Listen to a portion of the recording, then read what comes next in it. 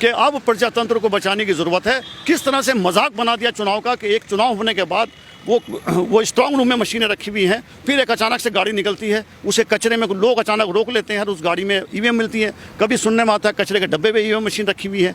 इस तरह के मुद्दे पे चुनाव आयोग की जो भूमिका है वो भी बहुत बड़ा सवाल ये में है कि क्या चुनाव आयोग एक निष्पक्ष संस्था है या वो सरकार के अधीन काम कर रही है। चुनाव आयोग के पास में बहुत कंप्लेंट आई, शिकायतें होती रहीं, हमले हुए नेताओं पर, लेकिन चुनाव आयोग ने एक नॉट ए सिंगल अधिकारी का ट्रांसफर नहीं किया, किसी को सस्पेंड नहीं किया गया। इसका मतलब यह है कि कहीं ना कहीं चुनाव आयोग मौजूदा सरकार को फायदा पहुंचाना चाहते हैं। जो वाराणसी की घटना है इसने झकझोर दिया है पूरे देशवासियों को।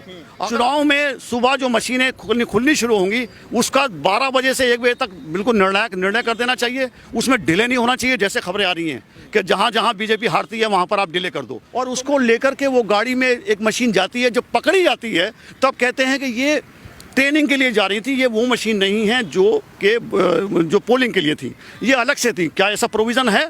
और अगर ऐसा प्रोविज़न है तो चुनाव आयोग को अपनी वेबसाइट्स के उसकी गाइडलाइन बतानी चाहिए कि जब उत्तर प्रदेश का चुनाव जैसे तैसे तो निकल गया, लेकिन ही जो है ईवीएम की हेरा फेरी की खबरें लगातार सामने आ रही हैं। बताया गया कि वाराणसी के साथ साथ कई अन्य जगहों पर जो है ईवीएम की हेरा फेरी की जा रही है, जिसको लेकर के जो है पूरे उत्तर प्रदेश में माना जाए तो बवाल मचा हुआ है। सपा के समर्थकों ने जो है करीब 20 जिलों में जो है पूरी रात स्ट्रांग रूम के बाहर बैठ करके जो है ईवीएम की रखवाली कर रहे हैं कि कोई हेरा फेरी ना हो जाए। पूरे उत्तर प्रदेश में खलबली मची हुई है और तमाम बड़े दिग्गज नेताओं के साथ साथ जितने भी कार्यकर्ता हैं ईवीएम मशीन पे जहां पे मतगणना होना है, जहां काउंटिंग होनी है, वहां पे जो है पूरी तरीके से जो है किलाबंदी की गई है। सवाल ये उठता है कि इतना सब कुछ होने के बावजूद हर बार ईवीएम पे सवाल उठ जाता है। आखिर चुनाव आयोग क्यों नहीं कड़ा निर्णय लेता है, कड़ा फैसला क्यों नहीं लेता है? सबकी निगाहें इस वक्त ईवीएम पर है। हालांकि कल के दिन काउंटिंग होनी है, लेकिन उससे पहले ही सबसे बड़ा सवाल ईवीएम पे खड़ा हो गया है। इस तमाम मुद्दे में बातचीत करने के लिए हमारे साथ सुप्रीम कोर्ट के माने जाने एडवोकेट असद इकबाल और दिल्ली हाई कोर्ट के भी जो है माने जाने वकील हैं। इनसे जानकारी लेंगे कि दरअसल ऐसे मामलों में क्या हो सकता है, क्या कार्रवाई की जा सकती है। सर, सबसे पहले आपका स्वागत है DS4 न्यूज़ में। उत्तर प्रदेश के चुनाव में सर आप भी रहे, काफ़ी जगह देखने को मिले। सर, सबसे पहले मेरा यही सवाल रहेगा कि जिस तरीके से एग्जिट पोल आया है उससे आप क्या संतुष्ट हैं, क्या आप समझते हैं? देन उसके बाद में ईवीएम के मुद्दे पे आऊँगा। सर, एग्जिट पोल से आपकी क्या राय है? इसमें भारी बहुमत से बीजेपी को जिताया जा रहा है। देखिए, एग्जिट पोल अपने आप में हमारे देश में एक फैशन सा बन गया है। और जिस तरह से पिछले चुनावों को अगर इतिहास देखें, 2007 में देखें जब मायावती ने उत्तर प्रदेश की सरकार बनाई थी तो उस वक्त मायावती के सारे अगेंस्ट बोल रहे थे। 2012 में देखें तो वो भी इनका जो है जो एग्जिट पोल है उसकी गरिमा को आप बहुत ज़्यादा मापदंड में ना लें। मेरा कहना है पूरे देशवासियों से इसको बहुत ज़्यादा सीरियस ना लें। बेसिकली होता क्या है कि ईवीएम के पीछे और जो एग्जिट पोल है इनको एक जो फंडिंग है पीछे से जो हो रही है, इतने बड़े पैमाने पर जो मापदंड निकल के आ रहे हैं, जिस तरह बड़े पैमाने पर काम हो रहा है, तो इसकी फंडिंग कौन कर रहा है? आपको पैसा कहाँ से मिल रहा है? और वो जो लोग इनके फाइनेंसर हैं कहीं ना कहीं उनको बेनिफिट पहुँचाने के लिए या उनकी जो फर्दर योजनाएं हैं उनको फ़ायदा पहुँचाने के लिए ये इस तरह का एग्जिट पोल जो है काम कर रहा है। मेरा देशवासियों से कहना यह है कि एग्जिट पोल को बहुत ज़्यादा सीरियस ना लें, परिणाम जल्दी सामने आ जाएंगे। जिस तरह से सिनेरियो बदलता चला जा रहा है, पहले से ईवीएम के ऊपर आवाज़ें उठती रही हैं, कभी कचरे के डब्बे में मिलती हैं, कभी कोई एक कचरे की गाड़ी उनको ले जा रही होती है। ये मजाक बना रखा है।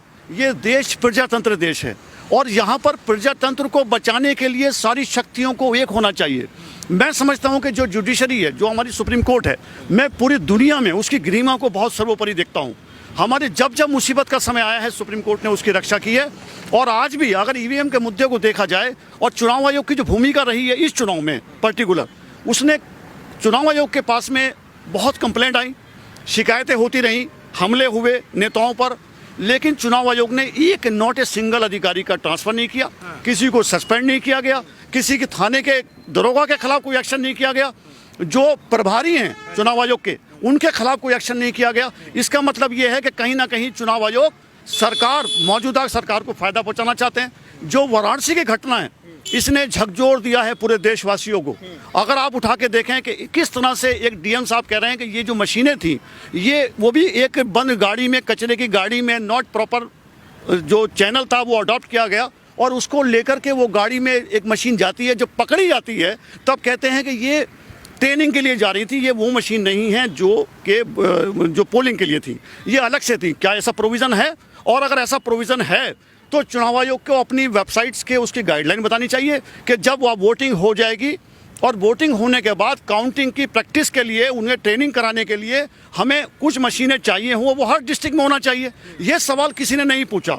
मैं अखिलेश यादव से भी कहना चाहता हूं कि ये सवाल क्यों नहीं पूछा गया उस डीएम साहब से कि क्या ये आप ही के डिस्ट्रिक्ट में हो रहा था, क्या उत्तर प्रदेश के दूसरे जिलों में? क्योंकि सब जगह ट्रेनिंग होनी है, सब जगह वही सिस्टम आना है, तो it must be adopted by every DM as per the law.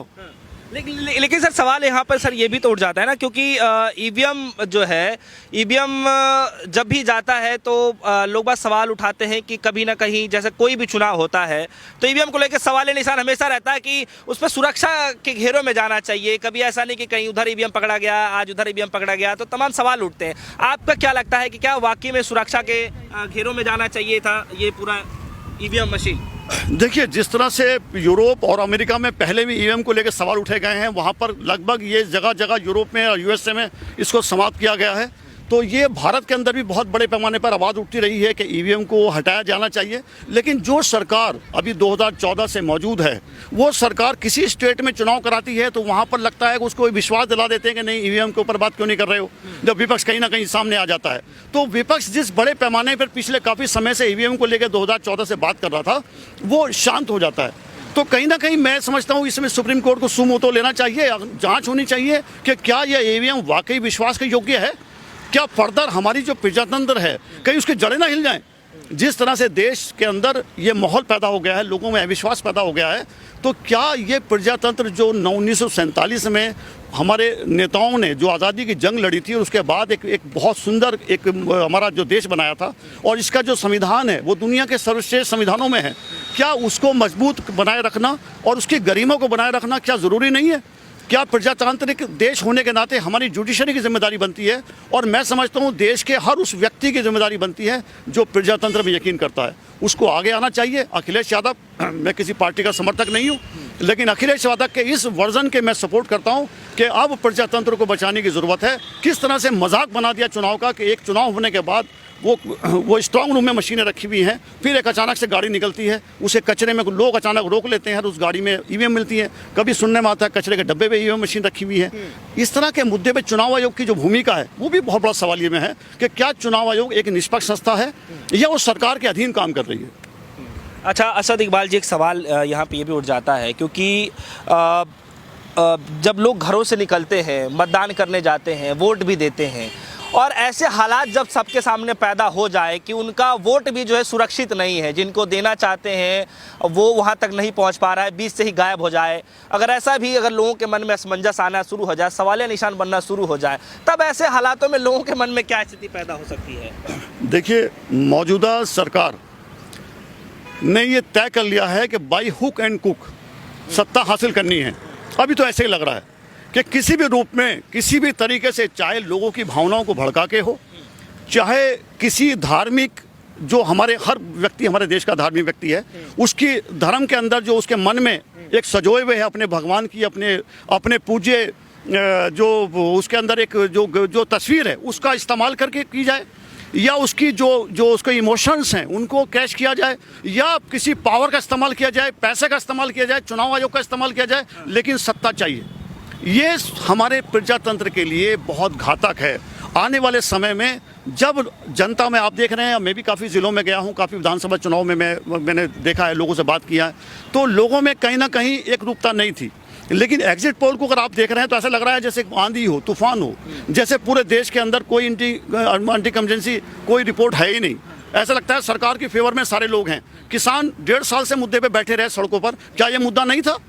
अचानक से आपने आकर के उसको विड्रॉ कर लिया, जबकि किसान, अगर पहले दिन से आप ये बात मान लेते तो क्या ये मुद्दे नहीं थे?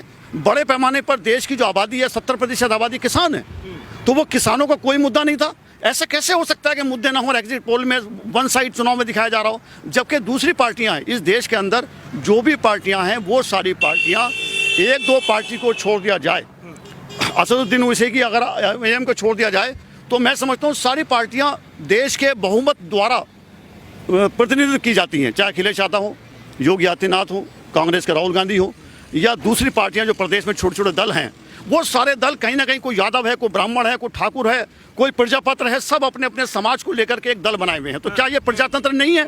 क्या ये प्रजातंत्र को सपोर्ट नहीं करते? इस देश के नुमाइंदे नहीं है या सिर्फ भारतीय जनता पार्टी के नुमाइंदे? ईवीएम को लेकर के जो है क्यों नहीं कोई बड़ी कार्रवाई के बार बार सवाल निशान खड़े हो जाते हैं? चुनाव आयोग इस पर कार्रवाई क्यों नहीं करना चाहता? क्यों संज्ञान लेने के अधिकार नहीं है? क्या सब देख रहे हैं सर आप? देखिए, अगर मेरे से पर्सनली राय लेंगे तो मुझे लगता है कि ये जो संस्थाएं हैं, ये संस्थाएं जिनके ऊपर इस प्रजातंत्र को बचाने का एक जिम्मा है, ये कहीं ना कहीं डर गई हैं। कहीं ना कहीं इनके अंदर भ्रम है। वरना डीएम साहब रोड पे आकर के कह रहे हैं जी ईवीएम मशीन वो थी जो ट्रेनिंग के लिए जा रही थी। अगर ट्रेनिंग के लिए जा रही थी तो उनको जियो दिखाना चाहिए, उनको चुनाव आयोग की गाइडलाइन बतानी चाहिए कि साहब ऐसा होता है। ये देखिए, ये गाइडलाइन है चुनाव आयोग की। चुनाव होने के बाद स्ट्रांग रूम में मशीन आने के बाद हमें ट्रेनिंग के लिए 20 मशीन 30 मशीन चाहिए होती हैं। Every district has to be adopted. वहाँ के सारे डीएम को गाइडलाइन बतानी चाहिए। क्यों? Why it is only for the Varanasi? It was happened there. तो ये जो चीज़ है, ये मुझे लगता है कहीं ना कहीं मशीन पूरी सिस्टम गड़बड़ाने के चांसेस हैं। सर बनारस में जब ये सवाल उठ रहा है तो बनारस जो सर बहुत एक हॉट सीट भी माना गया और बनारस जो है सबकी निगाहें भी रहीं, तमाम बड़े दिग्गज नेता भी गए और हो भी क्यों ना, क्योंकि प्रधानमंत्री मोदी जी का संसदीय क्षेत्र भी है। तो सर वहाँ पे लोगों से जब राय ले रहे थे, बातचीत कर रहे हैं, अभी भी लोगों के कमेंट्स भी आ रहे हैं, तो लोगों का ये कहना है कि प्रधानमंत्री मोदी जी का जब संसदीय क्षेत्र है और काफ़ी दिनों से जब इतनी ज़्यादा हाईलाइट रही भी है ये सीट, तो लोगों में अपने आप से इतनी मतलब भर भर के वोट गया है बीजेपी के पक्ष में कि ये सब कोई वो उलझुल बातें हैं ईवीएम में गड़बड़ी होना और ये सब। देखिए, वोट मायावती जी कह रही हैं कि मुझे बहुत बहुमत मिलने वाला है, मुझे बहुत अच्छा वोट मिला है। ये नेताओं का, पार्टियों का स्टैंड है, वो हमें मान, उसके मैं बात में नहीं जाना चाहता। हर पार्टी को हक है अपनी पार्टी का प्रचार करने का, हर पार्टी को हक है अपनी बढ़त बताने का।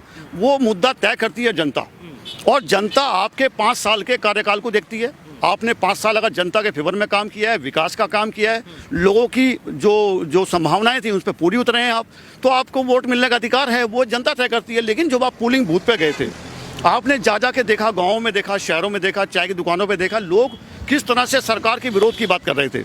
उसमें कोई धर्म लेवल नहीं था। उसमें हर जात का, हर समाज का व्यक्ति अपने संभावनाएं पूरी ना होने की वजह से, जो उनकी ख्वाहिशें थी सरकार से, वो पूरी ना होने की वजह से सरकार को फेल मान रही थी।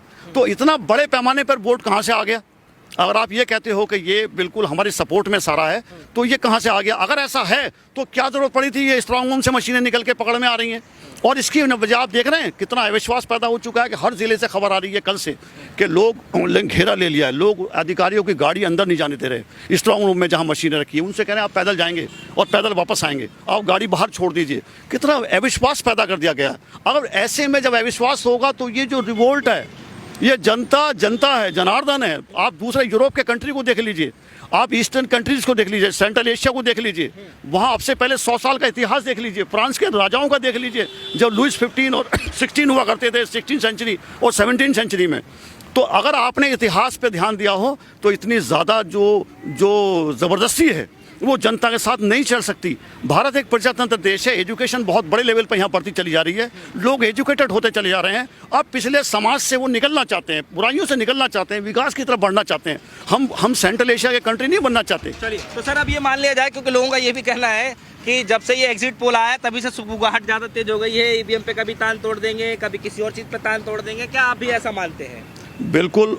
ये जो कल से एक पहले से लोगों में बातचीत चल रही थी, लेकिन कल की घटना ने झकझोर दिया है, पूरे देशवासियों को झकझोर दिया है। जिस तरह से बातचीत हो रही थी कि अभी कुछ भी हो सकता है, राकेश टिकैत बहुत पहले से बोल रहे हैं कि ये घटना हमें विश्वास नहीं है, गड़बड़ी हो सकती है, वोटों को संभालना है, किसान 1.5 साल जैसे बैठे थे, आप 3 दिन और घेरना है। वो बात कहीं ना कहीं ऐसा लग रहा है कि साबित होती चली आ रही है। अगर एक डीएम, मैं समझता हूँ तत्काल अगर चुनाव आयोग के पास जरा सी भी गरिमा इस देश को बचाने की है तो वाराणसी के डीएम साहब का ट्रांसफर तुरंत करना चाहिए, दूसरे डीएम को अपॉइंट करना चाहिए, सारे डिस्ट्रिक्ट हेडक्वार्टर पे पूरे प्रदेश के ये सूचना भेज देनी चाहिए, जो उनके ऑब्जर्वर हैं उनकी निगरानी में होना चाहिए। चुनाव में सुबह जो मशीनें खुलनी शुरू होंगी उसका 12 बजे से 1 बजे तक बिल्कुल निर्णायक निर्णय कर देना चाहिए। उसमें डिले नहीं होना चाहिए, जैसे खबरें आ रही हैं कि जहाँ जहाँ बीजेपी हारती है वहाँ पर आप डिले कर दो। तो मैं समझता हूँ जो चीज़ें हैं सामने आए, और देश के प्रधानमंत्री एक बहुत बड़े, हमारे जो देश है उसके प्रधानमंत्री हैं, प्रजातंत्र देश है। मैं समझता हूँ सरकारें आती हैं, व्यक्ति चेंज होते हैं, व्यक्ति चले जाते हैं, लेकिन इस देश की गरिमा बनी रहनी चाहिए, प्रजातंत्र पे आँच नहीं आनी चाहिए। जो सिस्टम हमारा बना हुआ है उसमें लोगों का विश्वास बना रहना चाहिए। चलिए सर, आपका एक छोटा सा पॉइंट ऑफ व्यू लेना चाहेंगे कि आप क्या मानते हैं, सब कुछ माहौल देखने के बाद जिस तरीके से ईवीएम की खबरें आ रही हैं और जो एग्जिट पोल आ रहे हैं, तो आपका क्या मानना है कि ओवरऑल क्या मतलब देख रहे हैं कि किसका पलड़ा लास्ट में जाएगा, क्या होने वाला है? क्योंकि माहौल तो आपने भी सब कुछ देखा है पूरे चुनाव में, एक छोटा सा पॉइंट ऑफ व्यू। देखिए, अगर मेरा पॉइंट पूछेंगे तो इस वक्त मैं भी यह समझ में हूँ कि पड़ला किधर जाने वाला है। सिस्टम से हम कहीं ऐसा ना हो कि हम सब घबरा जाएं, कहीं सिस्टम ऐसा ना हो कि हमारी जितनी आवाज़ें हैं उनको दबा दे, कहीं ऐसा ना हो कि आने वाले समय में सिस्टम इतना हावी हो जाए कि चुनाव नाम का कोई सिस्टम ही ना बचे, ये एक मजाक बन के रह जाए। प्रजातंत्र की जो जड़ें हैं, जैसे अखिलेश यादव ने कहा कि इस प्रजातंत्र को बचाने के लिए पत्रकारों से लेकर के और आम आदमी से लेकर के सबको एक आगे आना पड़ेगा। ये हो सकता है कि हमारी एक आखिरी लड़ाई हो। तो मुझे भी ऐसा लगता है कि एक कानूनी होने के नाते मैं कोर्ट में काम करता हूं और हमें बड़ी उम्मीद होती है जुडिशरी में जो हमारे जज साहब बैठे होते हैं कि वो इंसाफ करेंगे। लेकिन जिस दिन हमारा वो इंसाफ का जो हमारी उम्मीद है अगर वो टूट जाए तो शायद हमारा काम करना भी भारी पड़ जाएगा। तो मैं ये उम्मीद करता हूँ चुनाव आयोग से कि वो जागे और आज भी उसके पास समय है कि उस गरीबों को बचाए। चलिए, बहुत बहुत शुक्रिया हमारे दर्शकों को बताने के लिए, समझाने के लिए।